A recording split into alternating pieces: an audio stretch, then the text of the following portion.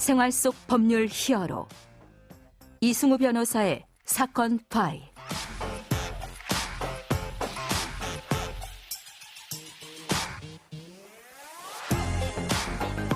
안녕하세요, 이승우입니다. 각종 사건 사고에서 여러분을 구해드리겠습니다.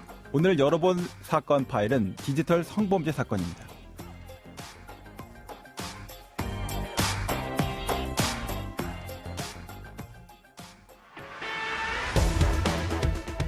(2020년) 아동 청소년 대상 성범죄 동향을 분석한 결과 디지털 성범죄가 크게 늘고 있습니다. 보시면 성착취물 제작 등 디지털 성범죄는 62% 증가, 80%. 사건 파일 오늘 주제는 디지털 성범죄입니다. 디지털 성범죄가 날로 심각해지고 있는데요. 범죄의 한 건에 수많은 피해자가 발생하는 디지털 성범죄의 특성. 자, 법무법인 법승 김상수 변호사와 함께 알아보도록 하겠습니다. 안녕하세요, 변호사님. 네, 안녕하세요. 김상수 변호사입니다. 자, 바로 사건으로 들어가 보죠. 네, 오늘은 디지털 성범죄 중에서 가장 빈번하게 일어나고 있는 범죄인 카메라 등 이용 촬영 행위에 대해서 이야기해 보려고 합니다. 네. 성폭력 범죄 처벌 등에 관한 특례법 제14조 1항의 법문상 카메라 등 기계 장치를 이용하여 성적 욕망 또는 수치심을 유발할 수 있는 사람의 신체를 촬영 대상자의 의사에 반해서 촬영하는 행위를 규제하는 것인데요.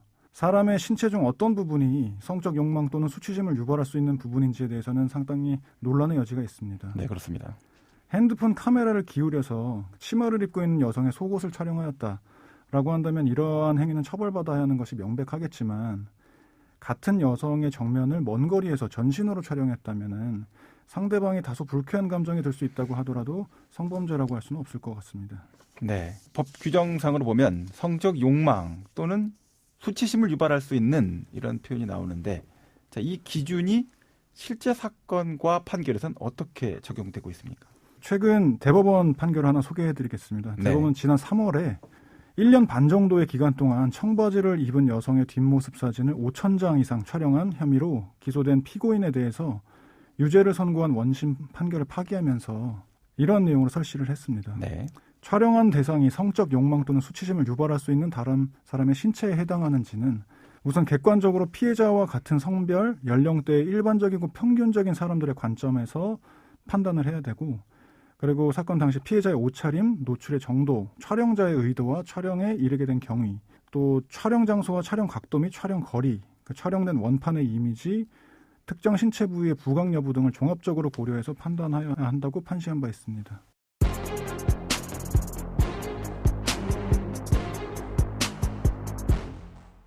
자, 말씀 주신 내용 듣기만 해도 상당히 복잡해서요. 청취자분들 중에서도 상당히 법원 판결 내용 듣고 갸우뚱 하시는 분들이 많이 계실 것 같습니다.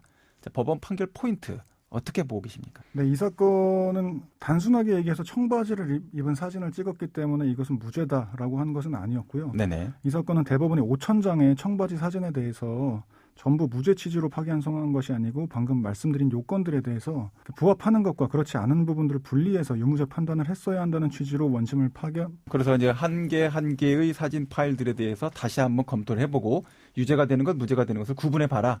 이런 취지로 이제 파기환송을 했다. 결국에는 형사 변호사 적절한 조력을 받지 못하는 경우에는 수사나 재판 편의에 따라서 일부 형사처벌받아서 마땅한 부분이 있다고 하더라도 한꺼번에 도매금으로 묶여서 무죄로 판단돼야 할 부분까지 유죄가 인정될 수 있는 사례가 있어서 이런 사건 좀 주의를 하셔야 된다는 겁니다. 그렇군요. 자, 근데 이 카메라 등 이용 촬영 행위 이 자체에 대한 어떤 유무죄 판단 기준 자체에 대한 어떤 갑론을박 자체가 상당히 존재하죠. 네, 문제는 법문상 그 성적 욕망 또는 수치심을 유발할 수 있는 사람의 신체라는 부분이 명확하게 규정되기가 힘들 수 있는 부분이어서 형법에는 명확성의 원칙이라는 대원칙이 있습니다. 그 네네. 부분에 위반이 되느냐에 대해서 촬영자나 이제 피촬영자의 입장에서 사실은 논란의 여지는 많은 것이 사실입니다. 이런 부분은 입법 과정에서 최대한 법률의 규정을 명확하게 하여야 할 필요는 있는 것 같습니다. 그러니까 그 객관성 자체를 담보할 수 없는 그런 표현이고 주관적인 피해자 의사에 따라서 평가가 바뀔 수도 있는 이런 좀 모호한 또는 명확한 기준이 될 수 없는 이런 기준이 되어 있다라는 것이 이제 갑론을박의 어떤 근본적인 원인이다 이런 말씀이신 것 같습니다. 네, 자, N번방 사건이 아주 엄청난 사건이었는데요. 그 후에 디지털 성범죄 아주 주목을 받고 있습니다. 자, 관련 법률 규정들은 어떻게 되어 있습니까? 네, 소위 디지털 성범죄로 분류될 수 있는 유형의 범죄들은 다양합니다. 크게는 성폭력 촬영물과 관련해서 촬영, 합성, 유포, 소지 등의 범행과 그리고 촬영물을 이용해 한 협박 또 강요에 대해서 처벌하는 규정이 있고 또 다른 한편으로는 사이버 공간 내의 성적 괴롭힘에 대해서 처벌하는 규정으로 분류가 될 수 있습니다. 관련 법률은 성폭력 범죄의 처벌 등에 관한 특례법, 아동 청소년의 성보호에 관한 법률, 또 정보통신망 이용 촉진 및 정보보호 등에 관한 법률 등이 있습니다. 네, 그러면 오늘 사건에 담긴 법 이야기를 한 줄로 정리해드리고 실제 법적 대응과 자문 이어가도록 하겠습니다.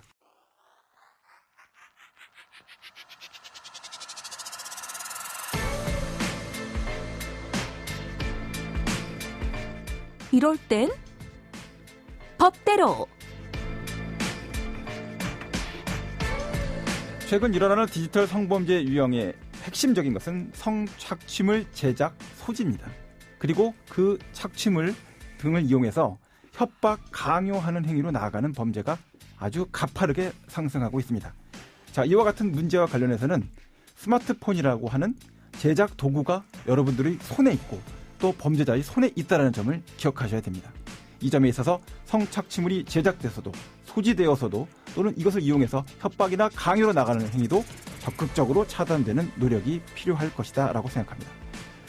자, 오늘 디지털 성범죄에 대한 사건들 다뤄봤는데요.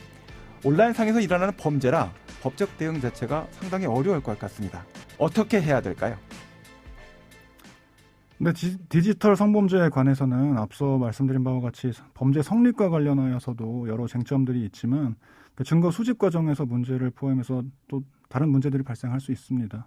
그 죄를 짓지 않고 생활하는 것이 당연한 것이고 그렇게 해야 되겠지만 순간의 유혹을 이기지 못하고 형사처벌을 받을 상황에 처하시게 된다면은 본인의 행위에 대해서 합당한 처벌을 받는 것을 넘어서 그 처벌받을 대상이 아닌 행위에 대해서까지 형사 책임을 지게 되거나 또 형사 절차적으로 부당한 처우를 받게 되는 일을 피하기 위해서 형사 변호사의 조력을 받는 것이 합리적인 선택이라고 생각이 됩니다. 실제 이제 디지털 성범죄 사건들 보면 구성 요건이 N번방 사건 이후로 굉장히 많이 변경이 되면서 네. 법적 개념이 어려운 개념들이 굉장히 많이 들어왔습니다. 네. 뭐 제작, 소지 이런 개념들도 실제로 법 적용하는 것을 보면 여러 가지의 관점을 포괄하고 있는 것으로 보여서 해석론에 있어서 갑론을박이 불가피한 부분들이 있는 것 같은데요. 어떤 법리적인 어떤 변호사의 조력을 받아서 문제를 해결해 나가는 것은 반드시 필요하지 않은가라는 생각은 많이 듭니다. 오늘 디지털 성범죄 사건 다뤄봤는데요.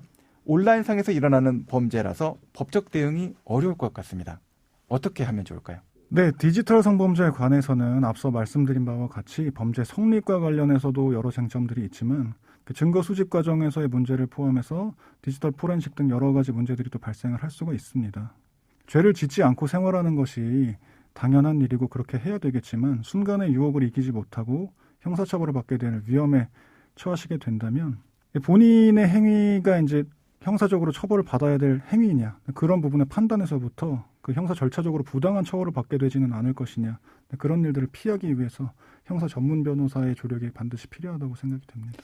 변호사님이 보시기에도 최근에 입법되어 있는 여러 가지 이제 성범죄, 디지털 성범죄와 관련된 규정들이 법리적으로 까다롭다라고 보십니까? 법리적으로 까다로운 부분이 있습니다. 일단은 뭐 구성 요건에 대해서 해석하는 것 자체에 대해서는 어려움을 느끼지 않지만 네네. 일반인들이 봤을 때 이것이 소지에 해당하느냐 네. 그리고 내가 만약에 제작을 했다면 이 소지의 문제까지 추가적으로 처벌을 받는 것이냐 네네. 이런 부분들에 대해서도 당사자 입장에서는 사실 판단하기 힘든 경우가 많이 있습니다. 그리고 제가 좀 말씀을 드리고 싶은 부분은 이제 N번방 사건 이후로 그 성폭력범죄 처벌법 등이 이제 개정이 되면서 예. 촬영물 이용 강요나 이제 협박 등에 대해서는 사실은 뭐 강간하고 법정형이 유사하게 거의 같게 올라갔고 네, 그렇죠. 실제로는 뭐 처벌 수위에 있어서는 합의가 되지 않는다면 거의 대부분 실형을 받게 된다. 초범이어도 실형을 받게 된다. 강력하게 처벌을 하고 있다는 점 주의를 하셔야 될 것 같습니다. 오늘 말씀 고맙습니다. 지금까지 김상수 변호사와 함께했습니다. 감사합니다. 감사합니다. 생활 속 법률 히어로 이승우 변호사였습니다. 사건에서 여러분들을 구해드릴 사건 파일 함께 열겠습니다.